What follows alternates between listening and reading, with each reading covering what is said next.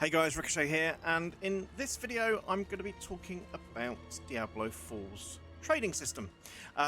Before we get into detail though, I'm just going to set the stage. So I'm not going to be coming from the angle of somebody that's giga-trad the game. I haven't been able to put hours and hours a day into the game. I myself am a family man. I have responsibilities that I have to put before gaming. So I have only put a few hours a day into Diablo 4. And that said, there are obviously going to be people that have put, 10, 12 hours a day. There are people that are lucky enough to have that time, and this video probably isn't going to be for you if that's the case, but, you might find it of interest anyway. But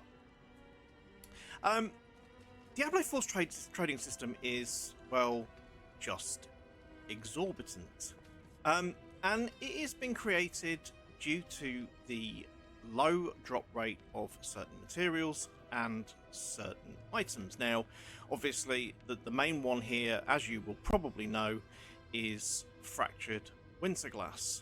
Now, that has an extremely low drop rate from Zir, which is one of the main places that you can get Fractured Winterglass. Now, it took me days, and I do mean days and days, to actually get one of those to drop. Now, you might have been lucky to get them out of the caches that drop from the seasonal quest line. I know some people did. I didn't, unfortunately. And that was kind of a problem for me. And I ended up getting one to drop from the Helltide, from the Blood Maiden in Helltide, and I got one to drop at like 835 item power, I think it was. And I ended up using that again for a few days until I got another one to drop at 925. Now, I've got 3 of them now, none of them with greater affixes, but again, because of the very low drop rate of the Fractured Winterglass, it has created this kind of expensive economy, and it's the same with Exquisite Blood. Now, Exquisite Blood, you can obviously farm from the Blood Maiden in the Helltide. You can get them to drop from Treasure Goblins. You can get them to drop from certain events in Nightmare Dungeons, and I have had times where I've had 2 or 3 drop from a Nightmare Dungeon, and I've been quite lucky that way, but it doesn't really stack up very quickly. For the most part, you're only getting 1 from the Blood Maiden. You have to get the Baneful Hearts to be able to do the Blood Maiden, and Baneful Hearts aren't exactly dropping at a high rate either. I spent a couple of days farming the Helltide. I think I ended up with about 15 Baneful Hearts, which only really gave me 5 runs at the Blood Maiden, and I ended up, even with Profane Mine Cages stacked to the maximum of 3, I still only ended up getting 1 drop, and possibly 2 or 3 drop every 5-10 runs. So, not getting a huge amount. Now, to get the best chance of getting a Fractured Winterglass to drop, you are going to have to probably do the Tormented version of Zir. Obviously, they do have a chance of dropping from normal Zir, but like I said, I probably did 100 runs at Zir and didn't get 1 to drop. Not 1. Now, if you don't have the time to go farming, like a lot of people, like I said, a lot of casual players don't have the time to go in and actually farm Helltides for hours and hours and hours at a time. You just want to play the game, you just want to have fun. You might not like the Helltide, you might want to go and do Infernal Hordes, you might want to go and do the Pit, or the Gauntlet, or Nightmare Dungeons to upgrade your glyphs. You are not going to end up getting a lot of Exquisite Blood, so you might then want to go into the trading system. So, let's have a look at that. So, if you want to buy Exquisite Blood from, say, Diablo.trade, you are going to end up paying somewhere in the region of 8 million per Exquisite Blood. Now, that is going to work out very expensive. It takes 9 to do 1 run at Zir, and it takes 27 to do, and a Stygian stone to do the tormented version. And as you can see, that is going to stack up hugely. Now, I've seen a lot of these, you know, somewhere, you know, let's take the average of about 10 million, because they're ranging from 8 million per exquisite blood up to 12, sometimes 15 million. So let's say the average of around about 10 million.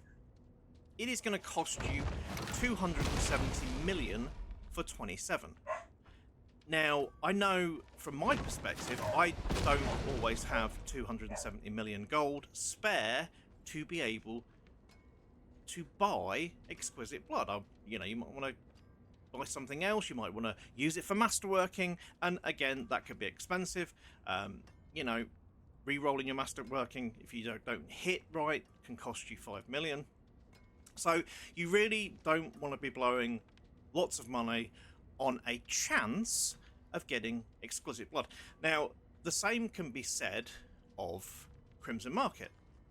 15 million each for an exquisite blood is, well, just, as you can see, exorbitant. And I think it's a bit of a problem, to be honest. And like I said, the problem's created by Blizzard because the drop rate for exquisite blood is so low. Now, if you want to buy a fractured winter glass, you're talking 180 million. Well, there's one here with 2 greater affixes for 15 billion. I mean, I don't know about you, but I don't have 15 billion sitting around in my my character's gold stash right about now. My wallet's, you know, probably about 300 million, and you know, that's about as good as it's gotten so far. We look at Crimson Marketplace, 50 million for one isn't actually, you know, all considered, not too bad. But then you're looking at sort of 200 million if you're not lucky to pick that one up, 150 million, 500 million for one there with 1 greater affix. So, you know, as you can see, it's pretty damn expensive. And I think it's a bit of a problem, especially for casual players. Like I said, if you don't have the massive amount of time to be able to put in to farm this stuff, to be able to finish a lightning spear build, or there are other rare items in the game that Zir drops for other characters, you're going to be stuck. So it's a bit of an issue, I will say that, and it does take a long time to actually grind for those materials. And the one thing that I will definitely say is that if you are looking to farm tormented bosses, the best way to go about it, in my humble opinion, is to go and do 90 to 100 nightmare dungeons to get the distilled fear, because you guaranteed to get 3 drop every time. You can sometimes get more, like I said, from mini events, from treasure goblins, etc.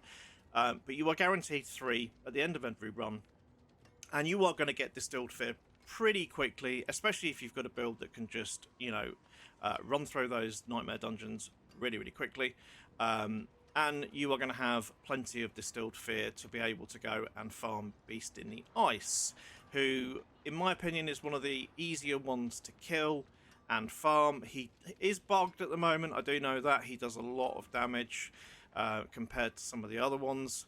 The other one that can be very easily farmed is Gregoire.